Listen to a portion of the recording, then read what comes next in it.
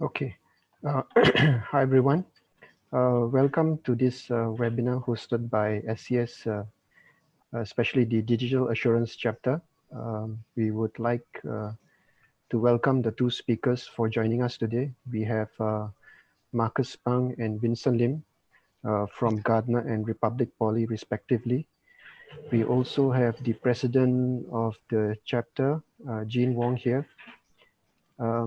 Just before we start the webinar formally, later on, if you have any questions, please make sure you post it in the chat window. And during the panel discussion, we will pick and choose some of those questions and we'll open it up to our speakers.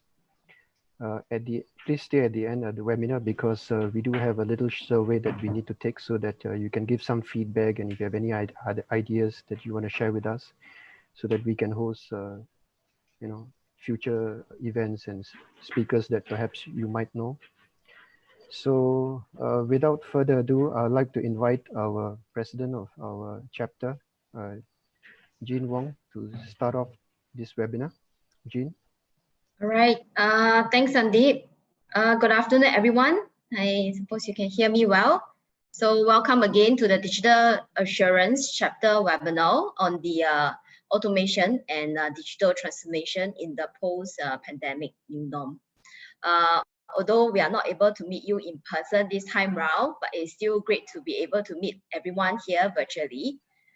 So I believe that before the COVID-19, organizations were looking at the digital transformation and the automation, but the pandemic has actually forced most of the executives to look at the processes with even greater urgency.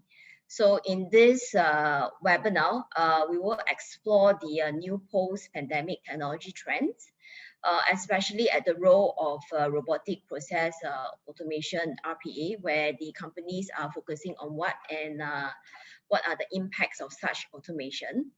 So actually, I look forward to a very interactive session with everyone. Please post your question as you listen to the speech by our industrial speakers. And we will be having a panel discussion later to hear from our expert. What do they have to advise us? So I'll just quickly do a quick introduction of the members of our digital assurance. As you can see from here, we have Vice President James Day and also Sandeep Singh. So Sandeep is the key person for today's webinar. He will bring us through the sequence of this webinar and also introduction of our speakers later. We also have our Honorary Secretary Chandra, and our treasurer, who is Grace. And we have also members, Balaji, Divaka, and Bernard. And of course, our previous president, Serchun.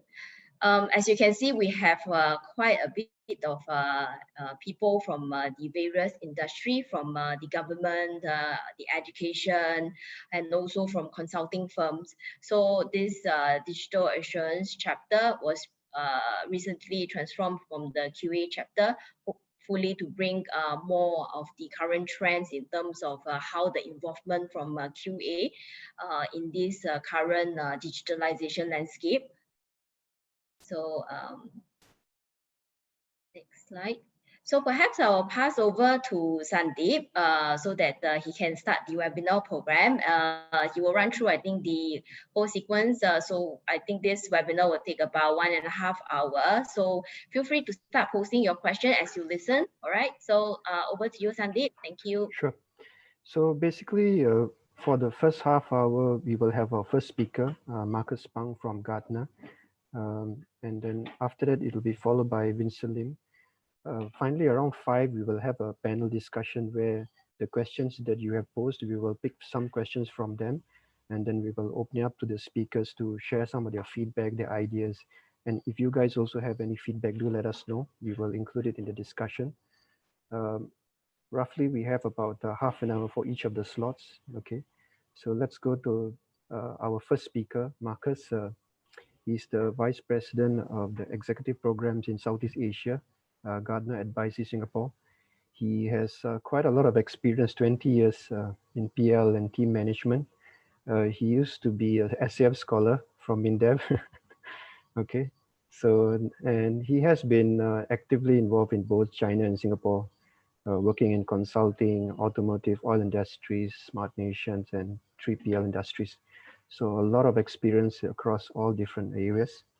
Now he's vice president of the Gardner advisory business, and he's managing a USD 16 million advisory business across multiple regions. And he's an advisor to GovTech, MINDEF, Keppel, and CSA. So very impressive. So I'm going to hand over to Marcus. Marcus, your next 20 minutes is all yours. Thank you very much. Okay, thank you, Sadif. Sure. And good afternoon, ladies and gentlemen. It's great to be here. Of course, it will be even better if I can see all your faces on the screen, but I think unfortunately we're not doing that now. I will pretend that I'm seeing all of you. So start off, let me just share the screen. And let me present it so that it's bigger. Can everyone see it? Okay, I see the nod from Santip. I presume that's all right. And Jean also say, okay, great. Now, this is the topic that I picked up from our recent symposium. Gartner has our annual symposium runs every year. And this is one of the many topics that we have presented. So I extracted this topic and then I want to share it with you because it's closest probably to RPA topics that you guys are talking about. Now, the future will never be what it used to be. This is what all of us know, all of us appreciate. So the challenge is we have to accept that whatever way we worked before, it's not going to be the same that we will work now or we will work in future. And that's the point that we're trying to make. So we're trying to take a peek into the future to say, so how does the future of work looks like? Now, before we do that, we actually sense the market for their thinking. And interestingly, last year when we did a survey, less than a third of the people that we interview will select corporate office to be their preferred place to work, meaning you have 2/3 of your employees in general will prefer to work somewhere else. And because of safe distancing, we have AB shifts and so on. Most of our office space, if you go down to the CBD these days, you will find that many of them are actually underutilized. I'm not too sure about all those companies that has full force back into office, whether it is better utilized now. But I guess under our current circuit breaker requirement, you still have to run your AB shift. So whether we will go on like this forever, or when we are fully back, are we expected to extend the spacing between the offices so that your land space then will be in a way underutilized compared to what it is before? So this is again another driver pushing us into a new way of working. Then of course the third one, which is also the very touchy one, it's what does future of work mean to our employees, especially the newer generations. So it is kind of challenging to understand what the new generation would want as a work environment. Now you have to think about that because majority of your workforce will compose of people coming from that part of the generations. All right. So again, this is another driver that's driving us to look into the future of work. Now, while every company might have a different vision, it depends on how young or old the thinking of the managements are. But Gartner research did show that there are three key foundations that you must have in order to actually support what we call the future of work. And they are none other than top number one, we called it hyper automation, which is one of the 9 top strategic trend that Gartner is predicting going forward. And the hyper automation will predominate most of the routine work going forward. And then the second pillar is actually workers' digital dexterity. In our context here today, which I will explain a little bit later in the example, we're talking about using RPA robotics, like type of innovation to support worker who are not so digital dexterity. All right, so we will take a look into that. And then the last factor is, of course, are we able to manage our workforce until we can actually do an on-demand workforce kind of operation? Now, just before I continue, do you all see a piece of black screen on the right or gray screen? Because I've got some of this tool that has this effect that when you have the video on the side is being covered. Or we are all good here. No, we're Sandeep, all just good. give me a thumbs up if you're all good. Yeah, yeah, it's All all right, good. and let me continue then. So let's look at hyper automation and how it actually plays out in the routine work. Now, in 2016, which was way before COVID, we actually have a survey and we found out that more than a billion worker, they behave positively, uh, altered by algorithm. Meaning what? Meaning that we predict in the market that a lot of the work are already being managed by computer, and the employee who is working closely with the computers are delivering positively in terms of performance. All right. So these are cases or examples seen in the market that already things like this are happening. Now, this was done back in 2016. Guess what? When we tried to do a survey early this year, there are more than 3 billions that are already positively being alerted, being altered by algorithms. So, which means to say that the actual adoption rate of having an algorithm augmented in the work processes is 3 times what we have predicted, say, almost 4 years back. Now, this is an interesting number. Partly, I suppose, it's being pushed forward by COVID. Partly is because the adoption of this has been very well received by a lot of companies. So by 2023, we believe that 2 times of the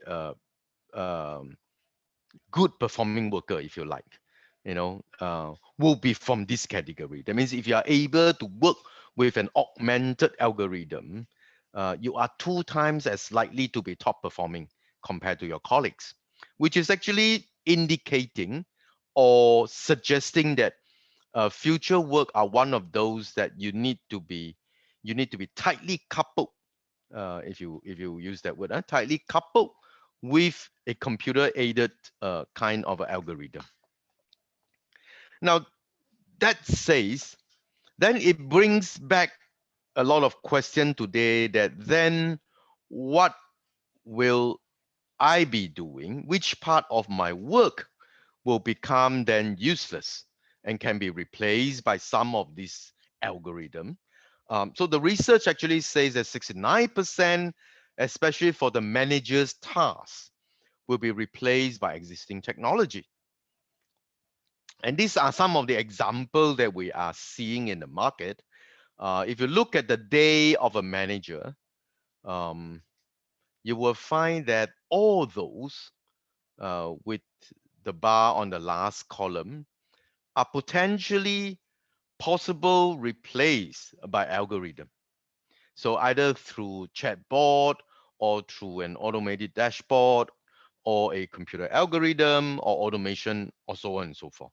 So you will find that what is left actually for the manager to do was actually a lot on strategy, where decisions are to be taken, or on coaching of team in advance, which means you need to actually do more social interactions. Now, this is where it becomes interesting, because then our work nature changes. Um, An example here from Unilever talks about they have a lot of recruitment process that is run using games with a bit of AI in there that actually helps to hire entry-level employees, which you can see where we are coming from. This is more standard and routine like, so they are able to use a tool like this to sort of screen out most of the not relevant one and be able to pick those that they want. Of course, they will miss some very good one, very bright one that didn't perform according to the norm. But by and large, for a large group entry-level employees, this is one of the most cost-effective way of running it. Right. And the other classic example, which is probably closer to all of you, it's the use of Grab, right? I think you probably didn't realize when you use it every day that assignment is decided by algorithm, performance is ranked by algorithm, credits calculated by algorithm, customer grouping computed by algorithm, etc., etc., etc. So you can see that a lot of all this are already done mainly by algorithms. And if you have some time, I would suggest, you can take a look at a show from Netflix called The Social Dilemma. They will tell you that in all these perspective of working, you are being watched, tracked, and carefully engineered on how you're supposed to behave. Of course, this documentary talks a little bit about the dark side of the technology, but it gives you a very good idea how those technology can augment into your work life and make you become more perfect, if you like. Dexterity and on-demand. We said there are two other pillars, which I will quickly cover them.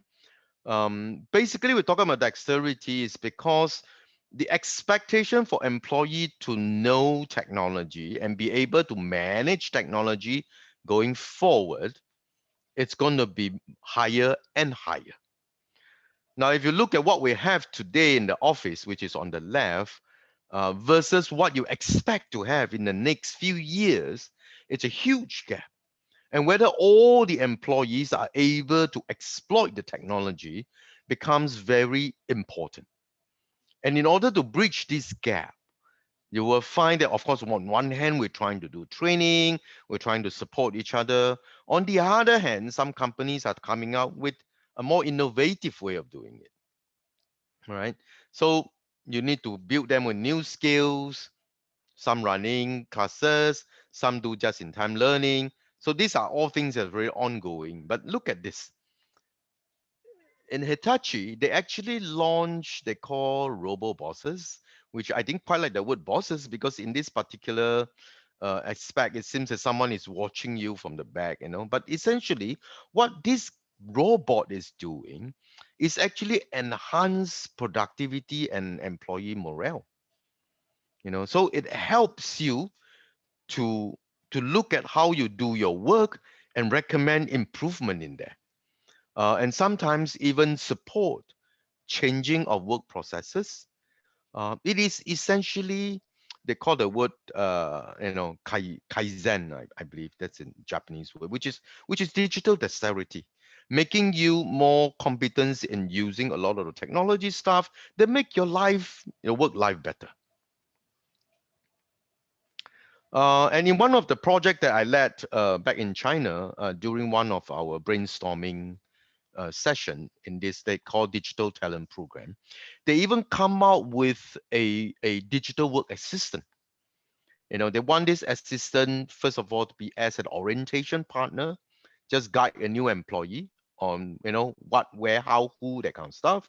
And then slowly, this same digital work assistant becomes a meeting assistant, offering you all the data and so on and so forth. And sometimes even attend virtual meeting if your job there is just to furnish information. And as you grow with machine learning, it becomes your work partner can be upgraded to offer recommendation, knowing how you would like to make decisions. And even when you leave the company, this assistant can be closed down, reset, knowledge downloaded, and become part of the company's knowledge base. And frankly, if you have a very good digital work partner, it will also helps in terms of retention. Because when you leave this company, you have to start with a new company and rebuild another digital work assistant, for example. The last one is on-demand workforce. We're talking about understanding how we can sustain our work with a distributed workplace moving forward. Now that we do expect our employee work from different places, so how do we actually put them together quickly?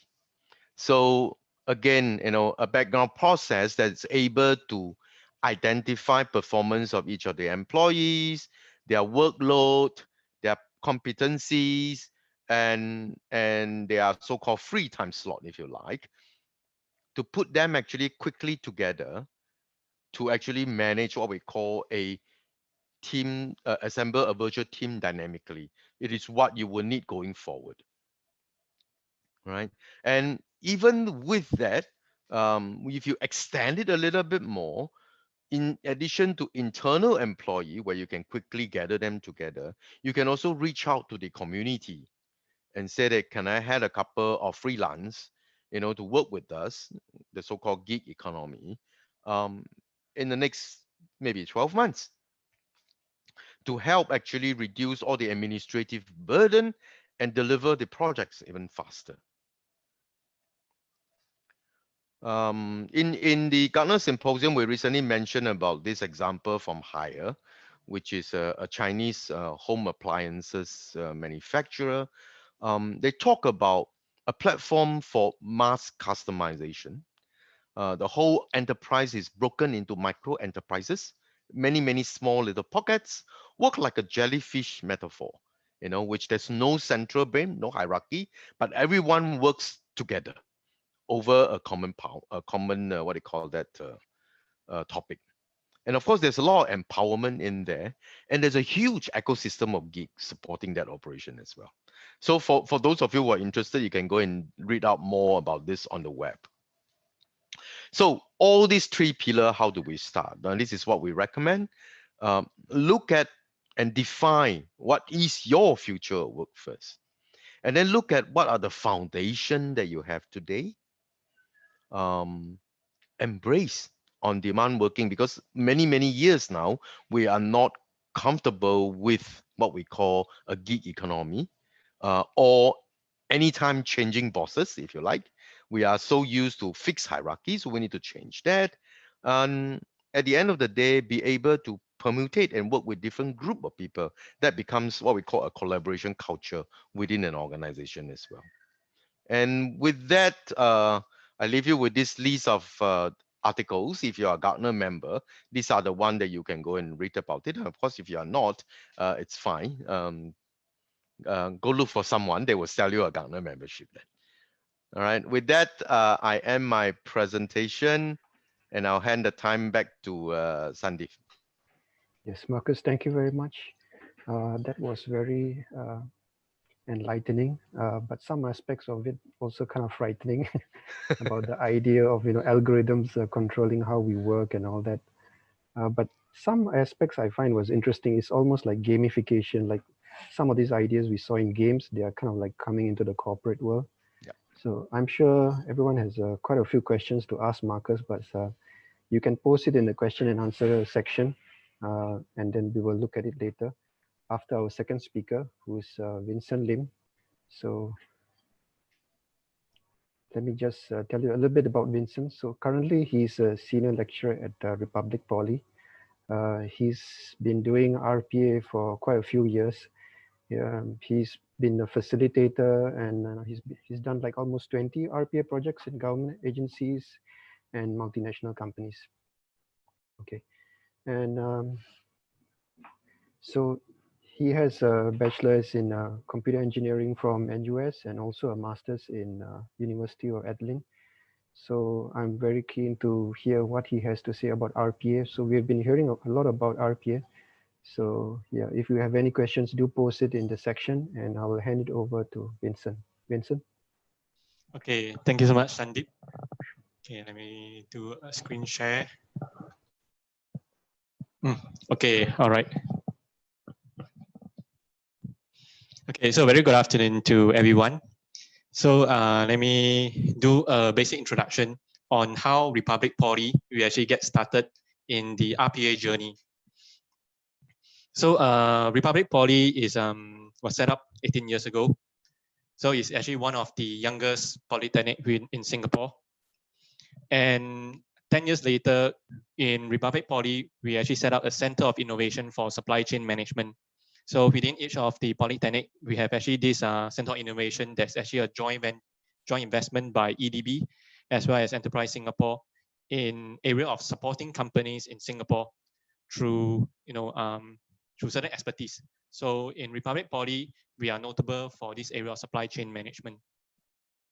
So through the course of the few years, since 2012, we have been helping companies, in areas of doing process improvement, incorporating areas of Lean Six Sigma methodology, improving their processes, improving their productivity. And in the course of a lot of this work that we do with companies, we found that there were actually a lot of inefficiencies within the offices. So let's say we were helping logistics companies or manufacturing companies. We found that they were actually doing a lot of manual work on their computer, and we were actually not able to have a very clear visibility on the work that they were actually doing. So back in the year 2017, just 3 years ago, we actually have a lot of discussion, and one of the tools that came up, on our side is actually RPA. We find that RPA have the potential to actually streamline the processes that's taking place in the business users' work environment. And they also have the opportunity to actually automate some of their repetitive work. So we actually started back in 2017 with a couple of use cases. So we work with especially SMEs. We work with them. We actually supported them in the development of some of these use cases, and they were actually successfully deployed. And seeing the potential of these use cases, in early 2018, we actually launched our project-based RPA program. So it actually consists of a combination of both classroom learning as well as projects where facilitators like us will come in to guide the business users in successful use of RPA, successful development of RPA, and to actually run it on their site. So one of the first project-based, we actually did it together with JTC. Yeah, at that time was for the Singapore Food Manufacturing Association. So I remember back then in early 2018. Yeah, and by mid of 2018, within the government agency and ministry, it has gotten a lot of attention, and also from many companies in Singapore. So from there on, we actually officially collaborated with Skills Future Singapore to launch the Go RPA program, which is based on what we have, classroom and project-based RPA. We actually launched this program back in middle of 2018. So in Singapore, this is one of the unique programs that we have in Republic Polytechnic. And as time goes by, we start to do more and more projects, with the government agencies, with the different companies. And last year, within the government service, they actually find that the potential of RPA utilization is very big. That means the benefits that you can actually get from RPA. So across different ministries and agencies, we actually start looking into how do we actually harmonize the route of RPA. How do we get the best practices across the different agencies and ministries? So we actually came up with the RPA playbook. Yeah, so Republic Poly actually we contributed almost quite a substantial amount of information in there based on our experience of working on RPA projects, so that the agency and ministry can actually tap on a lot of these like best practices in areas of governance, in areas of board management, and so on. And of course, as we go along, we notice there are changes in the RPA ecosystem. So some RPA providers stop offering, their free RPA program like WorkFusion. So the RPA like UiPath start introducing a easier to use platform, which is like Studio X. So tapping on what they have, we actually released a new Studio X program to introduce to companies. So let us continue on. So here is a very quick glimpse into what our Go RPA program is about. So it actually consists of a 2 days training lab session where we actually step by step guide the business users on how do they actually get started with RPA, and slowly through different use cases, they familiarize themselves with it. So one of the things that we notice, especially for training courses, is okay, even though they have online training, there's also face-to-face training. But many of the times when people go for training, like one of the MNC, one of the US MNC shared with us that their Korean branch went for 5 days training. And after at the end of 5 days, no bot was developed. But for their Singapore branch that actually went through the training, each one of them actually have a running bot, working bot that they did. And one of the unique feature is actually this 3 half-day facilitated program that we have. So we actually help them overcome the fear of writing bots. Any difficulties, we actually help them resolve on the spot. So it's one bot, one person that they have. Of course, we train many different companies within the Singapore government, across the ministry agencies, and also many multinational companies. Yeah, so some of the trends. So of course, we have been doing RPA for almost like 3 years now. So some of the trends that from my side actually start to see that's actually emerging, I will share with you all. So over here I also have 3 key trends. The first is democratization of RPA. So the trend is it will get easier and easier for business users to pick up. So this is a trend from the developments that is taking place in the RPA ecosystem. We can actually detect that is the direction that going forward. Then the second trend is greater integration with AI.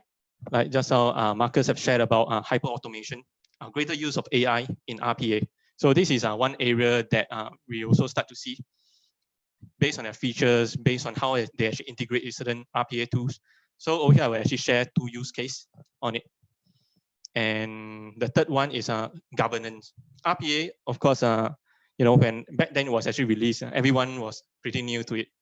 But you know, now as time goes by, especially now, the demand for online resources, you know, let's say you want to do certain booking, like for golf booking or certain swimming pool booking, you know, and once in a while we start to see RPA come into play in terms of helping a user in that. So we are starting to see a bit, you know, more governance in this area, like in terms of ethics, botting, or legal, and how organizations actually start managing them. So these are the 3 key trends, and I will go into detail for each one of them with you. So the first trend on the democratization of RPA. So number 1 is, I remember almost 5 years ago, when we talked about RPA, right? There's still the big 3 RPA providers like Automation Anywhere, like Blue Prism. From a case study that I actually heard is that the consultants will actually come in to do a study, like within the banking corporation, like mortgage loan process. They come in, they do a study of the entire department process. Then they will automate it using the RPA tool, because RPA is quite easy to develop and to roll out. So they automate the entire like mortgage loan process within the bank itself. Then they will actually replace the entire department with the RPA bot. So that was actually what happened, and quite a number of use cases that I've actually heard, especially overseas. So one of the trends that we actually start to see, you know, instead of a developer or consultant-driven RPA implementation, we actually start to see more and more citizen developer implementation. So citizen developer meaning that means the business user, they themselves will be able to automate their own processes. Yeah. So UiPath released their Studio X end of last year.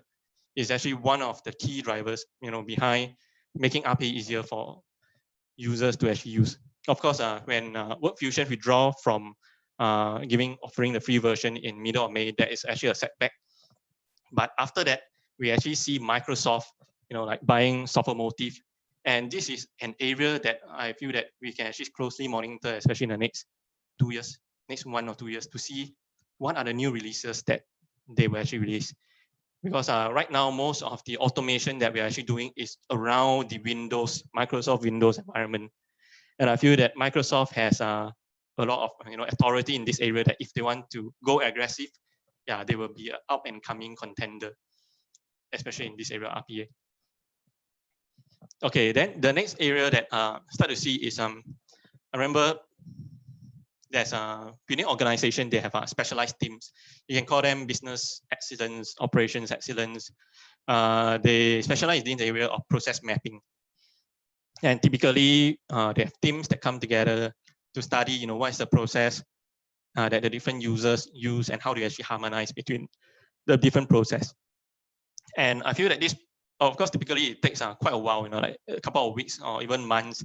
Like some of my friends in some of the local larger organization, right? They take almost like months, to draw out the entire process end-to-end. E-commerce is one of the local e-commerce large company end-to-end. So I feel that a lot of these processes can be simplified through auto process capture tool. So like for instance, over here is actually a live use case, which actually I got recently, quite similar, where they were actually trying to get certain information from their intranet portal based on certain dates, and thereafter download the information for reports consolidation. So over here, actually, I will just very quickly go through. Like for instance, you see over here is actually a free software that we can use. It's called Task Captured by UiPath. So every single actions I take, they recognize it as a step. So basically, I actually, this is a manual process, which we actually manually search for the dates and we try to get the costs.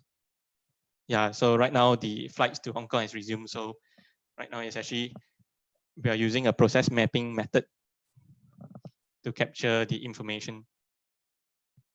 Yeah, then we actually manually capture in. And of course, this process is repeated for different sets of dates.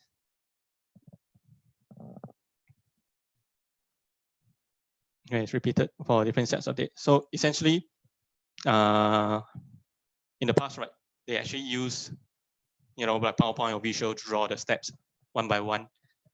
Now using this task capture, it will actually capture the information automatically. Okay, then we put in the information, and thereafter we put a stop. Then the steps will be captured automatically. Yeah, so over here we have the step-by-step information, and from here, right, it's very much easier to translate into RPA. So of course, over here, what I'm actually reiterating that the prerequisite to RPA is an understanding of the different processes. So using process map, and this process can be automated using task capture tools. And from here, you can actually translate to RPA very easily. So the next area is, of course, more greater use of AI within RPA. So I believe just Marcus have shared quite substantial, on the area of hyper automation. So Work Fusion, from my understanding, is actually one of the few to actually aggressively expand in this area. So now they actually stop offering their free RPA tool.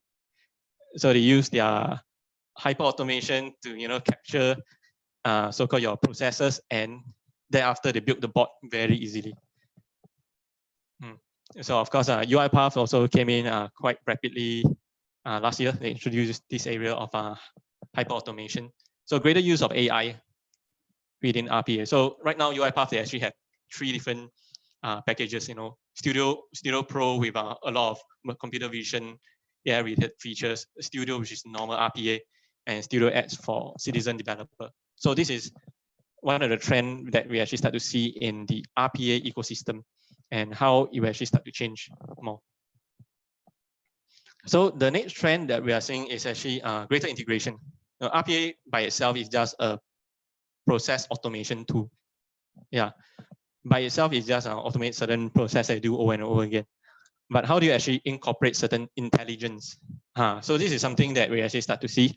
And actually just now before the session, we have quite a bit of chat. And we actually, Marcus mentioned that one of the trend is actually chatbot. Yeah, so over here is actually an actual use case that was actually developed almost a year and a half ago for one of the e-commerce company in Singapore. Okay, so for e-commerce, right, their peak season, it starts from September all the way until Chinese New Year. With the 9/9, 10/10, 11/11, 12/12, all their big promotions during this period. And they say that the amount of queries coming in is extremely substantial. You know, there's some very common queries like where is their orders and so on. So at the time we actually did a proof of concept for the e-commerce company. So over here we have just a chatbot built using Google Dialogflow, free of charge, very easy. Just train it with training phrases. And on the right hand side we have an RPA. So we have so over here the simulation is actually based on orders that the chatbot received and passing it to the RPA at the background. Yeah. So for those who are more technically inclined, it's based on webhook. Yeah. Okay. So over here on the left hand side we have using Telegram. Yeah. So we place an order for a couple of furniture like bed, sofa, dining table. Okay, so there's a confirmation. So you see at this point, immediately the information is sent to the back end. So this is actually another PC that is actually running. Basically, no codes is required for this. And how RPA will take this information, put it into their enterprise system, and RPA will automatically send an email. Okay, the thing about e-commerce companies, yeah, nowadays e-commerce is very popular. They have many segregated systems. Yeah, those who are into e-commerce, you see there are so many systems. There's logistics, there's for there are e-commerce, there's inventory, so many different systems. So RPA was actually a very perfect tool in the integration of all these different systems. But for this case, we actually use it for integration with chatbot. Okay, so very quickly, you will process, then you will send an email to my site. Yeah. So now the Outlook is open, then the email is received. Okay. So the other segment that we are actually seeing, okay, the very first integration of AI with RPA usually is computer vision to recognize, you know, certain patterns within PDF documents to extract information. And of course, slowly we start to see text analytics and all that. So back then, how we actually use RPA was with this AI tool called sentiment analysis. So the story behind how it goes was, I think around a year and a half ago, I also need to prepare some reports. But the reports actually require me to, you know, take the top 10 most positive, usually report you put in the most positive things that the participants have feedback. So instead of me reading through all the, you know, 400 over feedbacks, I decided to use sentiment analysis to identify what is the most positive thing with this. So at the time when I was actually sharing about this almost a year ago, Skills Future Singapore actually heard about it, and they actually incorporated this feature into their feedback, in their course feedback. Okay, never mind. So I will just do a play. So over here is just one of the features in UiPath where they do data scraping very easily. Yeah, data scraping is a very powerful tool where you can actually extract data with certain pattern from the web browser. So over here, I'm actually extracting reflections from the students.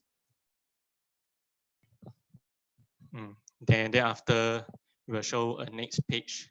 Yeah, this is just a summary.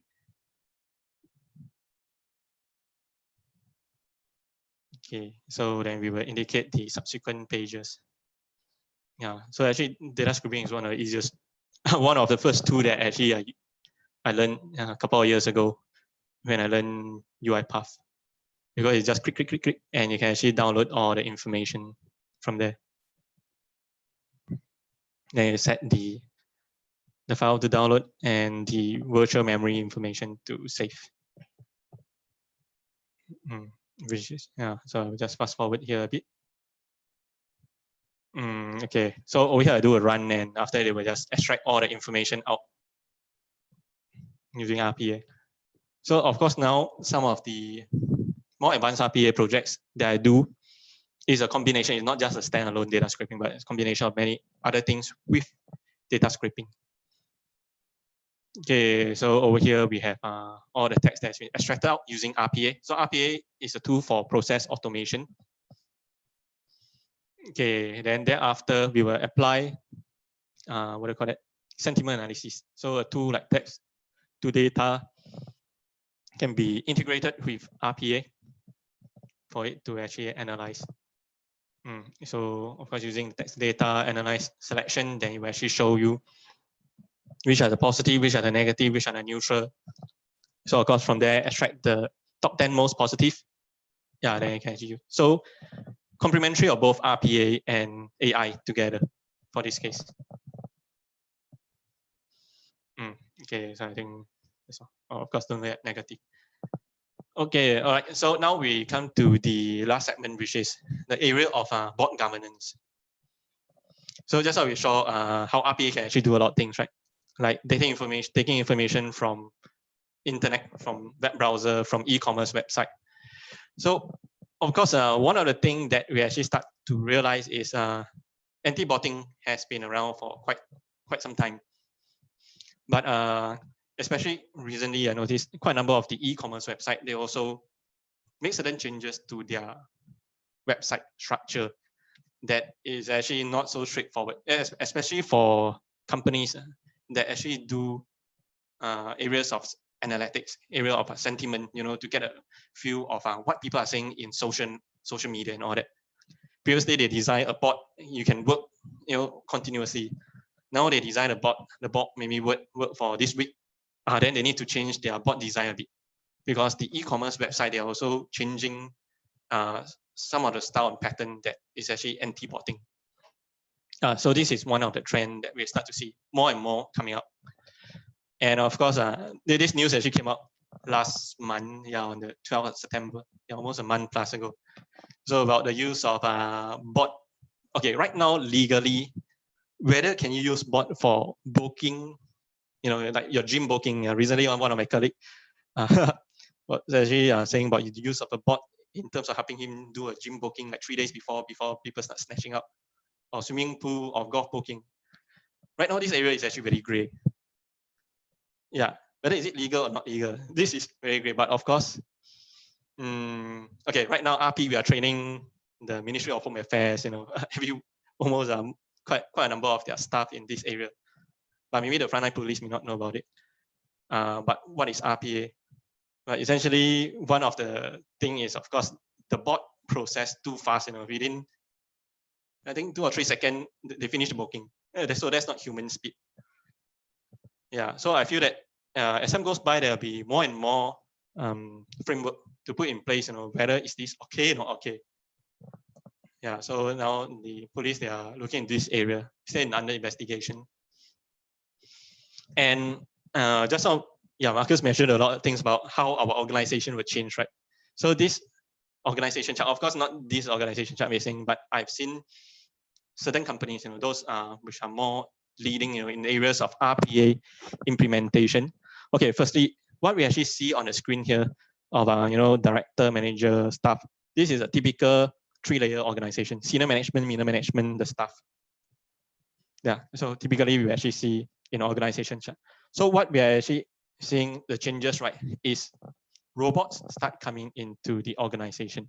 Over here we see, and the role of staff actually changes, with this robot coming in. Yeah, so you see from staff become robot supervisor.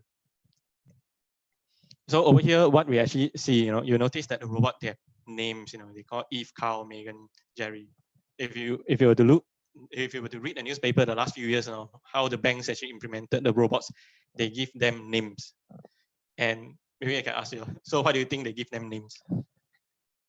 Yeah, so this is a very important, thing. They give robot names. They don't call them HR bot, finance bot. They call them names in their organization chart. Okay, so so this is a slide which I recently put it in on the RPA approach, because I've been asked by several organizations to, like, after they got to know RPA, then suddenly a lot of requests start coming in. So typically, what's the best approach?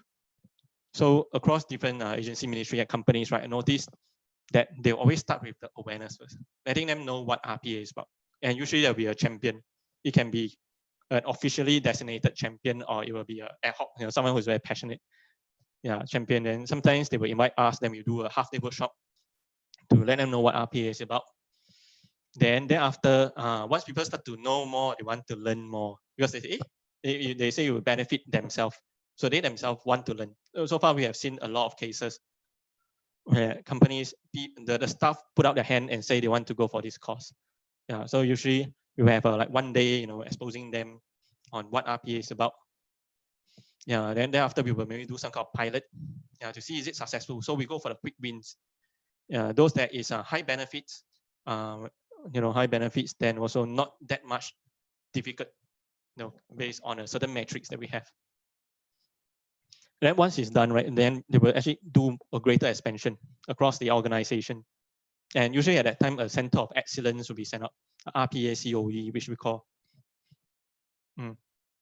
So far I've seen it being established in some of the more leading organization area of RPA. Yeah, if right at the beginning you talk about COE, people do not know what RPA is about. It's quite difficult to set up COE. But once we have more departments on board, that's a good time to set up COE. COE can come from anywhere, can be in IT, can be from representative from different departments. Yeah, like how we rock SAP, but need not necessarily be the senior management. And of course, just how I mentioned about the organization trend of having robots within the organization chart. So one of the trend that we just start to see is more a direction towards insourcing. So previously it was like, a trend. I remember in the 90s, in 2000, at the time when I graduated, they were saying IT is being outsourced. I said, wow. But now, one of the things that we are seeing is insourcing. So like for example, at the time from manual operations to enterprise system being standardized, established. Then the next step is, then they will start outsourcing. They say, this process can be done, overseas, cheaper. Why do it in a high cost country? But, of course, there are challenges and difficulties with outsourcing and all that. So eventually, now with RPA coming in, the role of citizen developers and all that, actually, I start to see actually greater insourcing. The work need not be done by, cheaper places. The work can be done by RPA. Yeah, so this is one of the trends that start to see in a couple of organizations. But of course, they need to learn RPA. Okay, all right. So that's all from my side for the sharing from my side. Okay, so I will now hand over to Sandeep. Yep. Thank you, Vincent, for that interesting talk. Now I understand why when I go to the e-commerce websites, I'm never able to buy any of the special offers. Yeah, actually, because someone has bots. Bots. Competing actually, we told with them me. to have a fail over to a live chat. That is important. Right. and I also understand why they have all these strange ways of verifying whether you're a human or a bot. Clicking and all these traffic lights and all that. Okay, so we've come to our panel discussion now. So I'm looking forward to questions in the question and answer section. So please feel free to post your questions there. In the meantime, I just like to maybe ask Marcus, in the new so-called post-pandemic world, what sort of skills do you think people need? Some have mentioned there's a demand for people who have critical thinking. So based on your own experience and all that, what other things do you think we should look for when we hire people for the new post-pandemic world? Okay, thank you, Sandeep, for that question. It's a very interesting topic or question that you have raised. Let me try to tackle it from a few different aspects. Now, before I address that question, we have to know going forward, most of our enterprises will be operating in a new model. So a new model that expect you to be more digitized, a new model that expect you to be more remote, distributed, and what we call the future operation. Now, and because of that, Gartner is predicting that most of what we need from employee that will excel well in this environment are people with digital dexterity. Now, when we talk about digital dexterity, it's not just that I know RPA or I know AI or I know big data. We're talking about people who are able to use technology and blend it to achieve a business outcome. So that includes actually quite a big universe of topic. But essentially, we are talking about people who are able to have a few combinations of skill set that's across a certain, what we call specialty. So what you were saying just now about lateral thinking, which is actually part of a requirement for you to integrate technology with certain business, for you to integrate certain process with ROI, and so on and so forth. So we are actually looking at a more complex people, if you like, going forward, or talent. People who have combinations of skill versus in the early days, we're looking at people with specialization alone. So this is where we are looking at, especially a combination of what we call traditional skill plus technology. So these two combination will be what the type of people that you're looking at now. That is just the hard skill. Huh? The softer side, if you look at how the organization will evolve, most organization will eventually end up in what we call a very highly collaboration mode. So instead of a fixed organization structure, you work for your bosses work for his bosses, you might end up working in many virtual teams and virtual platforms. So the soft skills side, we do expect communication skill, collaboration skill, social skill to be very critical going forward as well. Otherwise, you will find that you will struggle a little bit in so-called the future mode of working. Okay, I stop there. Right, thank you. So we have a question from an anonymous attendee. So he asks, what would be the type of industry or area of function where RPA would be most prominent? And finally, what type of skill set should the staff be trained for? So maybe Vincent, you want to tackle this question? Okay, all right. So in areas of function, let's say within an organization, typically we see that the first few departments or functions that actually take up RPA, they're usually the finance or the human resource department. They have a lot of very manual processes. So usually when we share about RPA, right, finance HR will be the very first few to actually take it up. And of course, and usually when we do projects with the organization, right, one area that we find that that there's also quite substantial application of RPA is actually in area of audits. Especially those that are very procedural in nature. RPA works very well in this kind of procedural parts of operation. Then with regards to industry, of course, it depends on the mix of the organization. So if we see that this organization that actually substantially, right, a lot of them actually do very manual, repetitive work on their computer. So we actually see RPA coming in to play a greater role to this. So in terms of what kind of skill set should the staff be trained for? So I feel that it is good to actually attend RPA courses. It can be online, going to UiPath Academy or face-to-face kind of courses. But one of the key things besides attending courses is give it a try to automate processes that you see in your day-to-day life or help people to automate. Yeah, that is a very key thing, in order to improve the skill for RPA. Yeah, like remember, what was that? 3 months ago, actually, I gave a series of webinars, 1-hour webinars to friends or people who know me. One of them, I don't know him, but he actually came from a webinar. After that, he learned it himself online. After that, he started developing bots, for his friends, for companies, and he recorded the video and sent to me. So far, he's already sent like 3 videos to me of his success cases. So I feel the best way is apply, learn, apply. Okay. So basically, you're saying it's helpful to go for courses, and also I think it depends on the person's attitude on wanting to learn and try and applying those skills that they learn, whether it's from courses, whether it's from online. Correct. Okay, we have another question from another anonymous attendee. So he asked a very open-ended question.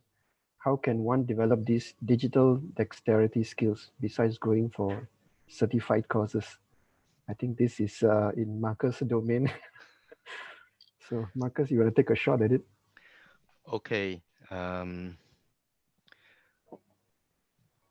Ideally, a short answer to that, it's ideally, besides reading and attending training courses, it's really get your hands dirty and do something.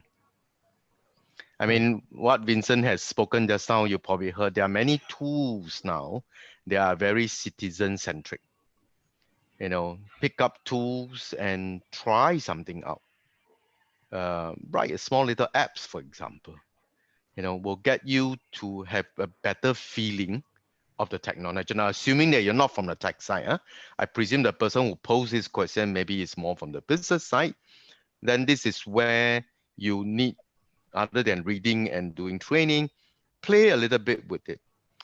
If I share with you a story, many years ago when we talk about big data, it all started, I don't know whether you guys heard about this story. It all started with this engineer that has nothing to do. You know, he works for Walmart, and he start take out all the data and start to so-called correlate them. And then suddenly he discovered there's a similar pattern for diapers and beers and Friday when there's a sports game. So somehow he find these three with the same patterns. And he make a correlation of these three and found out that because on the Friday night when there's a sports game, the men like to drink beer. So they want to go out and get a beer. So the wife will yell at them and say that get a diaper too. So they tends to buy these two items. So Walmart did the reshuffling of the shelf and put the item close by, and then they see the sales went up. So that was the story of how big data started in the first place. I mean, I just use that example to say that that's the best way for you to have a personal experience about digital dexterity. Now, again, that's only the hardcore part, all right? The other part, it's really in collaboration. Now, I came from a consulting background, so it's a lot easier for people in consulting to work with different project groups, have different project managers, and knows basically all the partners, you know, before I become a partner. It's a bit harder for traditional organization. So then trying to create a lot of virtual platform or virtual project team within the organization, it's one key thing to sort of build the collaboration culture within it. Because along that track, you will have to eventually also figure out as the bosses, how should I manage performance then? Because it's not just Mr. A that's working for me. Half the time, he's working for Mr. C, Mr. D, Mr. E. So how do I collectively look at his performance, for example? So there are a lot of issues that will slowly comes out once we step into that zone. Okay, sorry about that. It's a long question for a simple question. Okay, thank you. Next question comes from Alfred Fan. So he asks, the tools make automation easy. Shall we let the business team to learn the automation tool or to let the engineers learn the business procedure? What's the recommendation? Thank you. So should the angle come from the business team or should it come from the engineering team? I feel that it will be good to start off with, right? Start off with the business team to actually learn the RPA tool.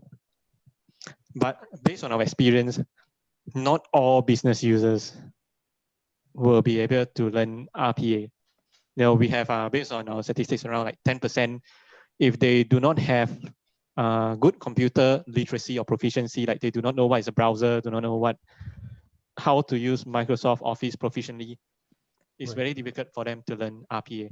So I feel that it's good to let the business team start off with. Engineers will be able to learn RPA very easily. And I feel that they can play the role of a subject matter expert in this area of RPA, like software engineer, the IT, maybe they have certain departments in this. They can serve as the subject matter expert in areas of guiding the business user if they face any difficulties. So can I say that it's important to like identify the business needs and then from there, get help from engineering to sort of solve the problem, rather than I feel like it will still be business driving the RPA implementation. Right. Yeah. Okay. So maybe just to add a bit on that one, for the larger organization, actually what we have seen is that they're creating a lot of virtual platform where both the business head and the IT head or technology head co-chair the project, meaning both of them are on the firing squad. So if the project fail, off with both the head. So that's the way that they are trying to drive collaboration across. I mean, in the larger organization, where you need to actually mobilize forces from different departments and so on and so forth. Okay. I think there are some questions posed in the chat as well. Yes. Yeah. Okay. So we have one question from Sikai Chang. He says, do you see failed cases of digital transformation, and what can government sector learn from it? Interesting question. I presume these failed cases, you're talking about failed cases in the government. Of course, I mean, I can't see whether he's nodding his head or not, but okay. But in general, yes, there are fail and success cases, but it all goes about how you define fail or success, right? But what we are trying to look at is, as a government sector, when we are trying to use digital technology, what are you trying to achieve as an objective? Now in Singapore, we've got e-government, done something like maybe 15, 20 years ago, that we can actually do a lot of the submission and processing at home. So now, when we're trying to go into digital transformation, my first question to a lot of the agency when I met them, it's great. Transform into what? You're going to morph into a butterfly, or you're going to morph into a bee? What you want to transform into. So the key word is actually transformation. When we say about transformation, we mean change, right? So change to what? It's the different way of engaging the client or what? So it's very important to define that before you actually, go around and saying that, what have I done and have I been successful or failed? So again, whether it's government sector or even enterprises, if you are big and bureaucratic and all that, I think it's very important to start off with, why are you transforming? And you want to transform into what? These are the two key questions that you have to answer long before you start anything. Right. Yeah. Anything to add, Vincent? Actually, with regards to digital transformation, I feel that is one areas I felt like with regards to RPA implementation is the sustainability from our perspective. Of course, they start to take up RPA, but how sustainable is it for them to actually continue using the bot and the benefits that they actually get? And a very big part, like change management, actually comes into play. Like just now, when I show you the organization chart, right? Why do they give the robots name? It's because they want to humanize it to make it acceptable for the people to actually take it up. So in how they actually go about managing the change management, letting people show that they are not being replaced by robots, but the robots will actually work hand in hand with them. They will have more free time, like for their family and other things that they have. So these are a very crucial part of the change management that when we actually do projects with them, we also reiterate.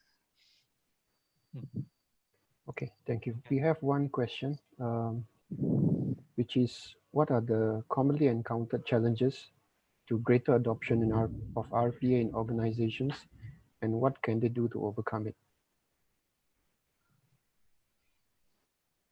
Let me repeat. What are the commonly encountered challenges to greater adoption of RPA in organizations, and what can they do to overcome it? Okay, maybe I will do a beginning sharing on this. So for RPA to be adopted by organization after they heard about it, right?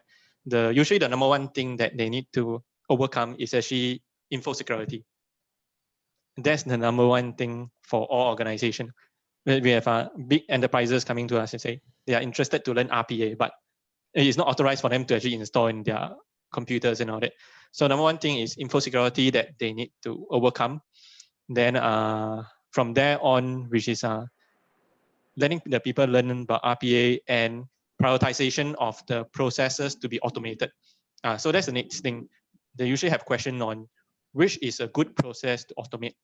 Can it be done? Is the benefit and the difficulties balanced? And let's say if they want to get consultancy to help them automate the bot, what's the ROI?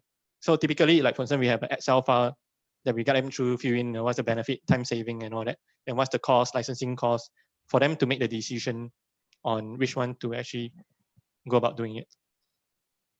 And usually, of course, some organizations, their computers are actually much older. So we will actually recommend them to get newer PCs. Yeah, we have multinationals with almost like 10 years old computer, which they are still using. So these are some of so we actually recommend them to have a dedicated computer to actually run the bot. Then they can actually run it as and when they want.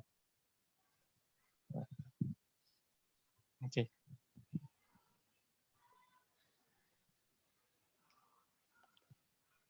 Santip, currently you are muted. Okay. Sorry, we have one question from Heng Lo to all the panelists. So he says, hi, is there any established standards and guidelines to mitigate IT risks in developing automation processes?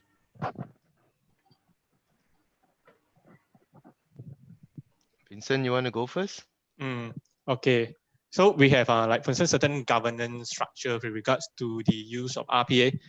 Like for instance, in terms of we have step-by-step rules. Like for instance, for username and password, it should not be handled by the bot itself. Then secondly, in terms of and accountability, which is we actually link accountability with the business user who is in charge of the bot. So RPA is very powerful. You can have 1,000 correct transactions within 1 minute, or you can have 1,000 wrong transactions within 1 minute if you input the wrong information. So accountability of the business user to ensure that the inputs are correct to get a necessary correct output. That's number 2. Then for the rest of the IT security risk, currently these are the 2 that I have on my mind. Then of course, we also have network separation. So we know network separation, and typically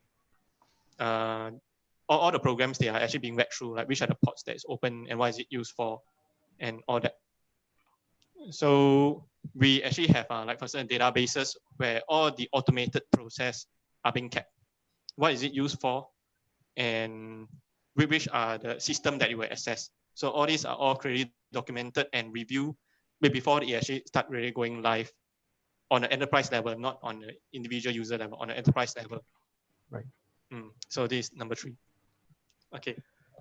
So maybe just to add a little bit, at the strategy level, you will find that these days people are coming out with what we call IT security label, or we call it IT security passport, for any that is automated modules, meaning what security classification are you, what are you qualified to exchange data with, and what kind of implication would you cause if you have a security breach.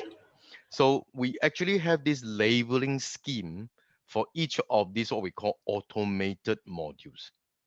And so this is one direction that you see a lot of all these automation technologies are going towards as far as security is concerned.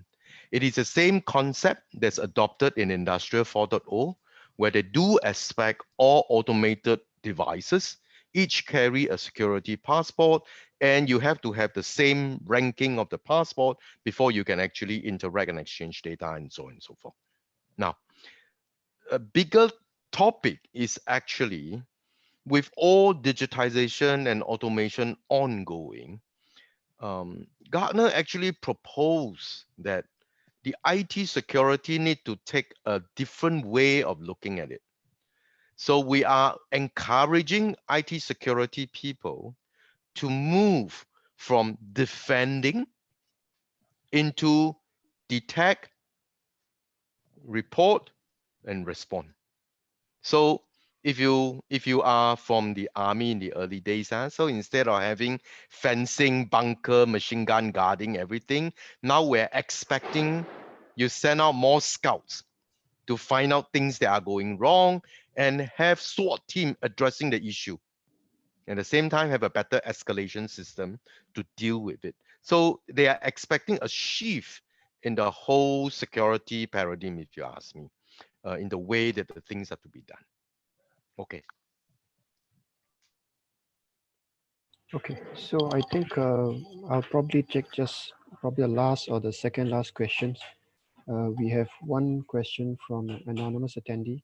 So he's asking, how can organizational leaders play a significant role in this automation / RPA transformation? And how can we harness the benefits and keep everyone on board? So how can organizational leaders play a significant role in RPA transformation? And how can we keep everyone on board? This is a super big Difficult question. topic. But let me try. Okay. I think in all transformation effort, because we're literally changing the way we operate, that's why we call it transformation, right? The organization leader need to commit to it. That one goes without saying. Now, when I say commit, it doesn't mean that he make a statement during your year-end party. It means giving resources, funding, time, technology, commitment, those things. Because frankly, if you look at all the books on change management, within the core change team, you need two types of leaders in there. One is definitely the boss has to be committed, means his signature has to be on the signing line. The other one is you need a good senior boss that is driving the change. So these two bosses are part of what we call core change team that you must have. Of course, there are three other characters which we can deep dive in other days, on a new topic. That's solely on change. But among the leadership, you need to have these two types of leader coming together before you can really talk about transforming an organization. Now, here we're talking about automations and RPA, right? Automation is not new. 20 years ago, we have automation. I remember once I worked for a factory that is manufacturing cars and all that, and they're talking about they want to do industrial 4.0. It's like, okay. But essentially, a lot of them are recommending that I want to do automation, right? Because these two are two different animals. So if you want to do automation, then go back to the day where you still need to talk to your CFO and work out the ROI. The amount of manpower cost, the amount of investment you put into your automation, what kind of return you're looking at, what kind of scale of production are you looking at, etc., etc. The standard textbook business case you need to go and justify, right? So it is that part. But if you're looking at transforming, then the question is what you want to transform into and how you want to harness that kind of benefit. Industrial 4.0, for example, many of you probably did not read the fine prints. Industrial 4.0, it's ideal for making mass customization. I can make one product and still make money. Now, if you want to do that, my challenge to a lot of the client is, because most of them are head of manufacturing, I will ask them, where's the head of R&D? Where's the head of sales? Where's the head of after sales? And without them, you want to sell mass customization? You must be joking. So again, when you want to harness a benefit and keep everybody on board, the first thing is, can everybody be aligned exactly what are we transforming into? Are we serious as an organization that we are trying to do mass customization? Or we're just trying to leverage these funds that we get either from the government or from whatever places to build up automation that we have not done over the past few years? All right, so be very clear what you want to achieve. Then you know what kind of benefit that you're looking at. And then everyone can be aligned on what is it to get at the end of the day. Okay. Okay, thank you, Marcus. Thank you, Vincent. So before we end the webinar, I just like to flash this link on the screen. So if you could kindly take just 5 minutes of your time to give us some feedback on, how you like this webinar, what you would like to see in the future, and if you have any friends or that you think, like to recommend for future members or panelists or something. So do let us know. And I'd like to just inform everyone that, this webinar will be recorded and we will post it on the SCS YouTube website. So if you have friends, who have missed this webinar, you can always go online a few days later and then you can watch it. Maybe you can give some comments and feedback there also. Okay. And so finally, I just like to thank both speakers for taking the time from their busy schedule. And I'd like to thank Jean Wong, our president of our chapter. And please stay tuned to SES newsletter and websites. Whenever we have any other future webinars, activities, please follow up on them. And I'd like to thank everyone for attending. Thank you very much. And I hope you enjoyed it as much as I did. So I think we learned a lot today, both from the automation side and also RPA side. So thank you very much, everyone.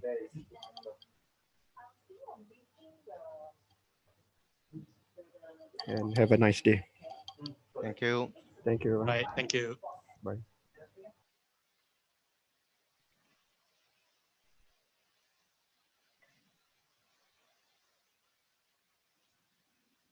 Speakers, maybe we stay for a while for photo taking. Sure. Yeah. Maybe we can stop the recording. Oh, yes.